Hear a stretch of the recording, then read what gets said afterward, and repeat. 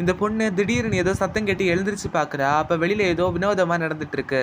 என்னடான்னு பார்த்தா அந்த சிட்டிக்குள்ளே ஒரு பெரிய சுனாமி வருது. அதை பார்த்த எல்லா மக்களும் பயந்து ஓடுறாங்க. அந்த பீச்சில் இருந்தவங்க ஓடிட்டு இருக்கும்போது ஒரு குட்டி பொண்ணு தெரியாமல் கீழே விழுந்துடுறா. இதை பார்த்து அந்த பொண்ணோட அப்பாவும் அந்த பொண்ணை யாரும் மிதிச்சிடக்கூடாது அப்படின்னு சொல்லி கீழே படுத்து அந்த பொண்ணை ப்ரொடெக்ட் பண்ணுறாரு. எல்லாருமே போனதுக்கு அப்புறமா பார்த்தா அந்த சுனாமி அவங்க பக்கத்தில் வந்துடுது. அப்படி இன்னொரு பக்கம் பார்த்தா ஒரு பாட்டி எதையோ பார்த்து அப்படியே ஷாக் ஆகி நிற்கிறாங்க. என்னடான்னு பார்த்தா அந்த சுனாமி அங்கே இருந்த மிகப்பெரிய பிரிட்ஜையே தாண்டி வந்து அங்கேருந்து எல்லாத்தையுமே அடிச்சுட்டு போகுது. அதை பார்த்து எல்லாருமே பயந்து ஓடுறாங்க.